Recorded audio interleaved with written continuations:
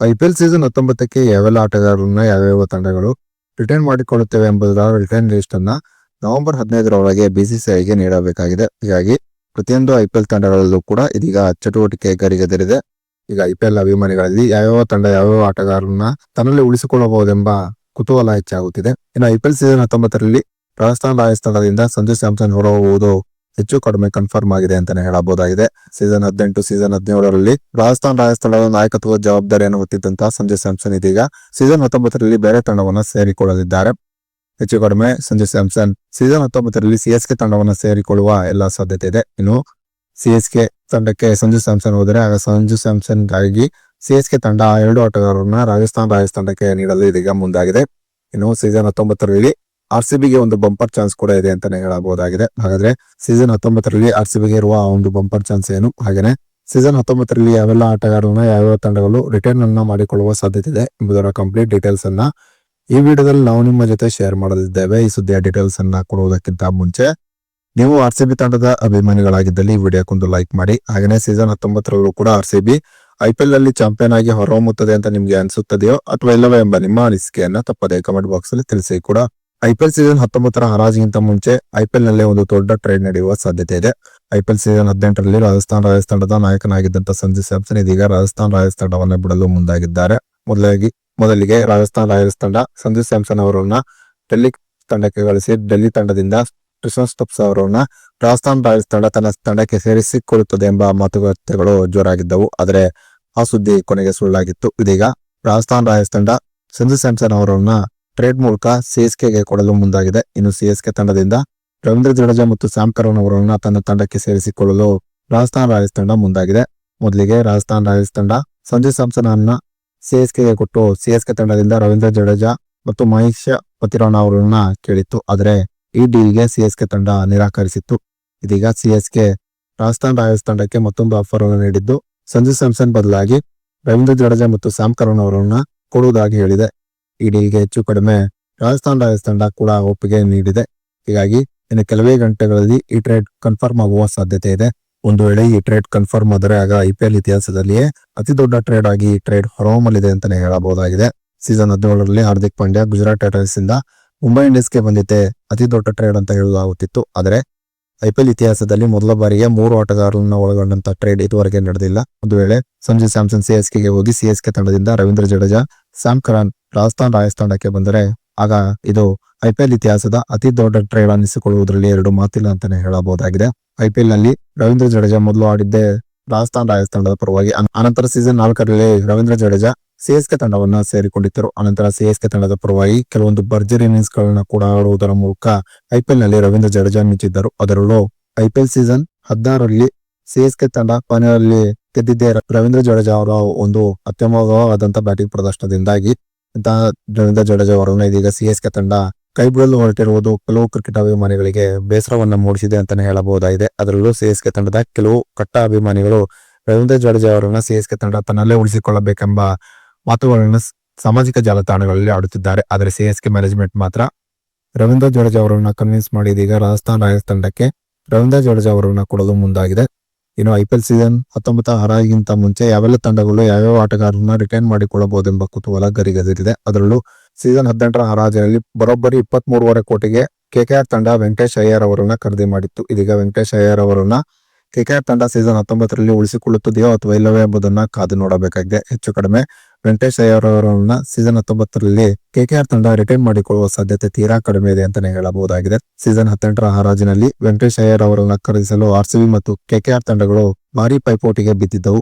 RCB ಕೂಡ ವೆಂಕಟೇಶ್ ಅಯ್ಯರ್ಗೆ 23 ಕೋಟಿ ತನಕ ಬಿಡ್ ಅನ್ನ ಮಾಡಿತ್ತು. ಕೊನೆಗೆ KKR ತಂಡ 23.5 ಕೋಟಿಗೆ ಬಿಡ್ ಮಾಡುವುದರ ಮೂಲಕ ವೆಂಕಟೇಶ್ ಅಯ್ಯರ್ ಅವರನ್ನ KKR ತನ್ನ ತಂಡಕ್ಕೆ ಮತ್ತೆ ಸೇರಿಸಿಕೊಂಡಿತ್ತು. IPL ಸೀಸನ್ 17ರಲ್ಲಿ KKR ತಂಡ ಚಾಂಪಿಯನ್ ಆಗಲು ಪ್ರಮುಖ ಕಾರಣವೇ ವೆಂಕಟೇಶ್ ಅಯ್ಯರ್ ಸೀಸನ್ 17ರಲ್ಲಿ KKR ತಂಡದ ಪರವಾಗಿ ಒಂದು ಭರ್ಜರಿಯಾದಂತಹ ಪ್ರದರ್ಶನ ತೋರಿದ್ದರು. ಹೀಗಾಗಿ ಸೀಸನ್ 18ರಲ್ಲಿ ಭಾರಿ ಮೊತ್ತಕ್ಕೆ ವೆಂಕಟೇಶ್ ಅಯ್ಯರ್ ಅವರನ್ನ ಮತ್ತೆ KKR ಖರೀದಿ ಮಾಡಿತ್ತು. ಆದರೆ ಸೀಸನ್ 18ರಲ್ಲಿ ವೆಂಕಟೇಶ್ ಅಯ್ಯರ್ ನಿಜಕ್ಕೂ ಕೂಡ ಒಂದು ಕಳಪೆ ಪ್ರದರ್ಶನವನ್ನು ತೋರಿದರು. ಕೆಲವು ಪಂದ್ಯಗಳಲ್ಲಿ ವೆಂಕಟೇಶ್ ಅಯ್ಯರ್ ಅವರನ್ನ ಪ್ಲೇಯಿಂಗ್ 11 ನಿಂದ KKR ತಂಡ ಹೊರಗೆ ಇಟ್ಟಿತ್ತು ಕೂಡ. ಹೀಗಾಗಿ ಸೀಸನ್ 19ರಲ್ಲಿ ವೆಂಕಟೇಶ್ ಅಯ್ಯರ್ ಅವರನ್ನ KKR ತಂಡ ರಿಟರ್ನ್ ಮಾಡಿಕೊಳ್ಳುವ ಸಾಧ್ಯತೆ ತೀರಾ ಕಡಿಮೆ ಇದೆ. ಇನ್ನು KKR ತಂಡ ಸೀಸನ್ 19ರಲ್ಲಿ ಆಂಡ್ರೆ ರಸೆಲ್ ಅವರನ್ನು ಕೂಡ ರಿಟೈನ್ ಮಾಡಿಕೊಳ್ಳುವ ಸಾಧ್ಯತೆ ತೀರಾ ಕಡಿಮೆ ಇದೆ. ಕಳೆದ ಕೆಲವು ವರ್ಷಗಳಿಂದ ಕೆಕೆಆರ್ ತಂಡದ ಪ್ರಮುಖ ಆಟಗಾರನಾಗಿ ಹೊರಹೊಮ್ಮಿದ್ದಂತ ಆಂಡ್ರೆ ರಸೆಲ್ ಅವರನ್ನ ಸೀಸನ್ 18ರಲ್ಲಿ ಬರೋಬ್ಬರಿ 12 ಕೋಟಿ ರೂಪಾಯಿಗಳನ್ನ ಕೊಟ್ಟು ಕೆಕೆಆರ್ ರಿಟೈನ್ ಮಾಡಿಕೊಂಡಿತ್ತು. ಆದರೆ ಸೀಸನ್ 18ರಲ್ಲಿ ಆಂಡ್ರೆ ರಸೆಲ್ ಕಳಪೆ ಪ್ರದರ್ಶನವನ್ನ ತೋರಿದ್ದಾರೆ. ಜೊತೆಗೆ ಸದ್ಯ ಇಂಟರ್ನ್ಯಾಷನಲ್ ಕ್ರಿಕೆಟ್ ಇಂದ ಕೂಡ ಆಂಡ್ರೆ ರಸೆಲ್ ರಿಟೈರ್ಡ್ ಆಗಿದ್ದಾರೆ. ಈ ಕಾರಣದಿಂದಾಗಿ ಬರೋಬ್ಬರಿ 12 ಕೋಟಿ ರೂಪಾಯಿಗಳನ್ನ ಕೊಟ್ಟು ಮತ್ತೆ ಆಂಡ್ರೆ ರಸೆಲ್ ಅವರನ್ನ ಕೆಕೆಆರ್ ರಿಟೈನ್ ಮಾಡಿಕೊಳ್ಳುವ ಸಾಧ್ಯತೆ ತೀರಾ ಕಡಿಮೆ ಇದೆ ಅಂತಾನೆ ಹೇಳಬಹುದಾಗಿದೆ. ಇನ್ನು IPL ಸೀಸನ್ 19ರಲ್ಲಿ ಗುಜರಾತ್ ಟೈಟನ್ಸ್ ತಂಡ ಕೆಲವೊಂದು ಕಠಿಣ ನಿರ್ಧಾರಗಳನ್ನ ತೆಗೆದುಕೊಳ್ಳುವ ಸಾಧ್ಯತೆ ಇದೆ ಅಂತ ಹೇಳಲಾಗುತ್ತಿದೆ. IPL ಸೀಸನ್ 18ರಲ್ಲಿ ಬರೋಬ್ಬರಿ 18 ಕೋಟಿ ರೂಪಾಯಿಗಳನ್ನ ಕೊಟ್ಟು ಗುಜರಾತ್ ಟೈಟನ್ಸ್ ತಂಡ ಅಫ್ಘಾನಿಸ್ತಾನ ತಂಡದ ಸ್ಟಾರ್ ಬೌಲರ್ ಆಗಿರುವಂತಹ ರಶೀದ್ ಖಾನ್ ಅವರನ್ನ ರಿಟೈನ್ ಮಾಡಿಕೊಂಡಿತ್ತು. ಆದರೆ ಸೀಸನ್ 18ರಲ್ಲಿ ರಶೀದ್ ಖಾನ್ ಕಡೆಯಿಂದ ಒಂದು ಉತ್ತಮವಾದ ಬೌಲಿಂಗ್ ಪ್ರದರ್ಶನ ಬಂದಿರಲಿಲ್ಲ. ಮೊದಲೆಲ್ಲ ರಶೀದ್ ಖಾನ್ ಅವರ ಬೌಲಿಂಗ್ ಅನ್ನು ಆಡಲು ಬ್ಯಾಟ್ಸ್ಮನ್ಗಳು ಕಷ್ಟಪಡುತ್ತಿದ್ದರು. ಆದರೆ ಇದೀಗ ರಶೀದ್ ಖಾನ್ ಅವರ ಬೌಲಿಂಗ್ ಅನ್ನ ಬ್ಯಾಟ್ಸ್ಮನ್ಗಳು ಲೀಲಾಜಾಲವಾಗಿ ಎದುರಿಸುತ್ತಿದ್ದಾರೆ. ಮೊದಲಿನಷ್ಟು ರಶೀದ್ ಖಾನ್ ಇದೀಗ ಎಫೆಕ್ಟಿವ್ ಆಗುತ್ತಿಲ್ಲ. ಈ ಕಾರಣದಿಂದಾಗಿ ಸೀಸನ್ 19ರಲ್ಲಿ ರಶೀದ್ ಖಾನ್ ಅವರನ್ನ ತಂಡದಿಂದ ಕೈ ಬಿಡುವ ಸಾಧ್ಯತೆ ಇದೆ. ಇನ್ನು ಸೀಸನ್ 19ರ ಹರಾಜಿನಲ್ಲಿ ಕಡಿಮೆ ಮೊತ್ತಕ್ಕೆ ರಶೀದ್ ಖಾನ್ ಅವರನ್ನ ಮತ್ತೆ ಗುಜರಾತ್ ಟೈಟನ್ಸ್ ತಂಡ ತನ್ನ ತಂಡಕ್ಕೆ ಸೇರಿಸಿಕೊಳ್ಳುವ ಆಲೋಚನೆಯಲ್ಲಿ ಇದೆ ಅಂತ ಹೇಳಲಾಗುತ್ತಿದೆ. ಇನ್ನು ಲಕ್ನೋ ಸೂಪರ್ ಜೈಂಟ್ಸ್ ತಂಡ ಕೂಡ ಸೀಸನ್ 19ರಲ್ಲಿ ದೊಡ್ಡ ಬದಲಾವಣೆಯನ್ನು ಮಾಡಿಕೊಳ್ಳುವ ಸಾಧ್ಯತೆ ಇದೆ. ಸೀಸನ್ 18ರ ಹರಾಜಿನಲ್ಲಿ ರಿಷಬ್ ಪಂತ್ ಅವರನ್ನ ದಾಖಲೆಯ 27 ಕೋಟಿ ರೂಪಾಯಿಗಳಿಗೆ ಲಕ್ನೋ ಸೂಪರ್ ಜೈಂಟ್ಸ್ ತಂಡ ಖರೀದಿ ಮಾಡಿತ್ತು. ಜೊತೆಗೆ ಸೀಸನ್ 18ರಲ್ಲಿ ರಿಷಬ್ ಪಂತ್ಗೆ ಲಕ್ನೋ ಸೂಪರ್ ಜೈಂಟ್ಸ್ ತಂಡದ ನಾಯಕತ್ವದ ಜವಾಬ್ದಾರಿಯನ್ನು ಕೂಡ ವಹಿಸಿತ್ತು. ಆದರೆ ಸೀಸನ್ 18ರಲ್ಲಿ ರಿಷಬ್ ಪಂತ್ ಲಕ್ನೋ ಸೂಪರ್ ಜೈಂಟ್ಸ್ ತಂಡದ ಪರವಾಗಿ ಅತ್ಯಂತ ಕಳಪೆ ಪ್ರದರ್ಶನವನ್ನ ತೋರಿದ್ದರು. ಕಡೆಯ ಲೀಗ್ ಪಂದ್ಯದಲ್ಲಿ RCB ಎದುರು ಸೆಂಚುರಿಯನ್ನ ಹೊಡೆದಿದ್ದು ಬಿಟ್ಟರೆ ರಿಷಬ್ ಪಂತ್ ಕಡೆಯಿಂದ ಒಂದು ಉತ್ತಮವಾದ ಪ್ರದರ್ಶನ ಸೀಸನ್ 18ರಲ್ಲಿ ಬಂದಿರಲಿಲ್ಲ. ಈ ಕಾರಣದಿಂದಾಗಿ ರಿಷಬ್ ಪಂತ್ ಅವರನ್ನ ಸೀಸನ್ 19ರಲ್ಲಿ ರಿಟೈನ್ ಮಾಡಿಕೊಳ್ಳಬೇಕಾ ಅಥವಾ ಬೇಡವಾ ಎಂಬ ಆಲೋಚನೆಯಲ್ಲಿ ಇದೀಗ ಲಕ್ನೋ ಸೂಪರ್ ಜೈಂಟ್ಸ್ ತಂಡ ಇರುವುದಂತೂ ಸತ್ಯ ಅಂತಾನೆ ಹೇಳಬಹುದಾಗಿದೆ. ಇದರ ಜೊತೆಗೆ ಸೀಸನ್ 19ರಲ್ಲಿ ಲಕ್ನೋ ಸೂಪರ್ ಜೈಂಟ್ಸ್ ತಂಡ 11 ಕೋಟಿ ರೂಪಾಯಿಗಳನ್ನ ಕೊಟ್ಟು ರಿಟೈನ್ ಮಾಡಿಕೊಂಡಿದ್ದಂತಹ ರವಿ ಬಿಷ್ಣೋಯ್, 11 ಕೋಟಿ ರೂಪಾಯಿಗಳನ್ನ ಕೊಟ್ಟು ರಿಟೈನ್ ಮಾಡಿಕೊಂಡಿದ್ದಂತಹ ಮಯಾಂಕ್ ಯಾದವ್ ಅವರನ್ನ ತಂಡದಲ್ಲಿ ಉಳಿಸಿಕೊಳ್ಳಬೇಕಾ ಅಥವಾ ಬೇಡವಾ ಎಂಬ ಆಲೋಚನೆಯಲ್ಲಿ ಇದೆ.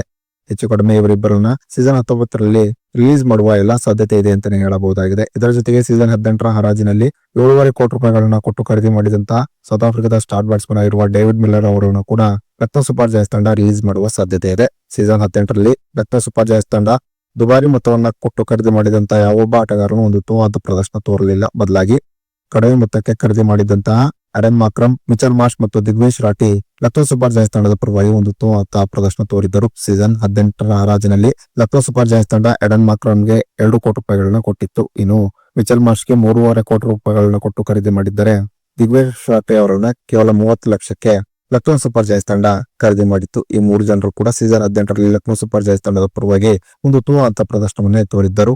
ಇನ್ನು IPL ಸೀಸನ್ 19ರ ಹರಾಜಿನಲ್ಲಿ RCBಗೆ ಯಾವುದೇ ಟೆನ್ಷನ್ ಕೂಡ ಇಲ್ಲ ಅಂತಾನೆ ಹೇಳಬಹುದಾಗಿದೆ.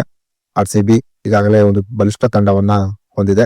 ಹೀಗಾಗಿ ಹೆಚ್ಚು ಕಡಿಮೆ ಸೀಸನ್ 18ರಲ್ಲಿ ಇದ್ದಂತ ತಂಡವೇ ಸೀಸನ್ 19ರಲ್ಲೂ ಕೂಡ RCB ಮುಂದುವರಿಸುವ ಸಾಧ್ಯತೆ ಇದೆ. ಆದರೆ ಲಿಯಮ್ ಲಿವಿಂಗ್ಸ್ಟೋನ್ ಮತ್ತು ರಸಿಕ್ ದಾರ್ ಇವರಿಬ್ಬರನ್ನ RCB ಸೀಸನ್ 19ರಲ್ಲಿ ಉಳಿಸಿಕೊಳ್ಳುತ್ತದೆಯೋ ಅಥವಾ ಇಲ್ಲವೇ ಎಂಬುದನ್ನ ಕಾದು ನೋಡಬೇಕಾಗಿದೆ. ಒಂದು ವೇಳೆ ಲಿವಿಂಗ್ಸ್ಟೋನ್ ಮತ್ತು ರಸಿಕ್ ದಾರ್ ಇವರಿಬ್ಬರನ್ನ RCB ಸೀಸನ್ 19ರಿಂದ ಕೈ ಬಿಟ್ಟರೆ ಆಗ RCB ಬಳಿ 15 ಕೋಟಿ ರೂಪಾಯಿಗಳ ಪರ್ಸ್ ಬ್ಯಾಲೆನ್ಸ್ ಉಳಿಯುತ್ತದೆ. ಇದರ ಜೊತೆಗೆ ಸೀಸನ್ 19ರಲ್ಲಿ ಎಕ್ಸ್ಟ್ರಾ 5 ಕೋಟಿ ರೂಪಾಯಿಗಳ ಪರ್ಸ್ ಬ್ಯಾಲೆನ್ಸ್ ಆಡ್ ಆಗುತ್ತದೆ. ಹೀಗಾಗಿ RCB 20 ಕೋಟಿಯ ಪರ್ಸ್ ಬ್ಯಾಲೆನ್ಸ್ ನೊಂದಿಗೆ ಸೀಸನ್ 19ರ ಹರಾಜಿಗೆ ಹೋಗಬಹುದಾಗಿದೆ. ಹೀಗೆ 20 ಕೋಟಿಯ ಪರ್ಸ್ ಬ್ಯಾಲೆನ್ಸ್ ಜೊತೆ RCB ಸೀಸನ್ 19ರ ಹರಾಜಿಗೆ ಹೋದರೆ ಆಗ ಒಂದಿಬ್ಬರು ಉತ್ತಮ ಆಟಗಾರರನ್ನ RCB ಖರೀದಿ ಮಾಡಿದರೂ ಮಾಡಬಹುದು. ಅದರಲ್ಲೂ ವೆಂಕಟೇಶ್ ಅಯ್ಯರ್ ಸೀಸನ್ 19ರ ಹರಾಜಿನಲ್ಲಿ ಲಭ್ಯರಾದ್ರೆ ಆಗ ಒಂದು ಉತ್ತಮ ಮೊತ್ತಕ್ಕೆ ವೆಂಕಟೇಶ್ ಅಯ್ಯರ್ ಅವರನ್ನ RCB ಖರೀದಿ ಮಾಡಬಹುದು. ವೆಂಕಟೇಶ್ ಅಯ್ಯರ್ ಒಬ್ಬ ಉತ್ತಮ ಆಲ್ರೌಂಡರ್ ಆಗಿರುವುದರಿಂದ RCBಗೆ ಸೀಸನ್ 19ರಲ್ಲಿ ವೆಂಕಟೇಶ್ ಅಯ್ಯರ್ ಬಂದರೆ ಆಗ RCBಯ ಬ್ಯಾಟಿಂಗ್ ಮತ್ತು ಬೌಲಿಂಗ್ ಇನ್ನಷ್ಟು ಬಲಿಷ್ಠಗೊಳ್ಳುತ್ತದೆ. ಹಾಗೆಯೇ ಸೀಸನ್ 19ರ ಹರಾಜಿನಲ್ಲಿ RCB ಆಸ್ಟ್ರೇಲಿಯಾ ತಂಡದ ಸ್ಟಾರ್ ಆಟಗಾರರಾಗಿರುವಂತಹ ಕ್ಯಾಮ್ರಾನ್ ಗ್ರೀನ್ ಅವರನ್ನು ಕೂಡ ಖರೀದಿ ಮಾಡುವಂತ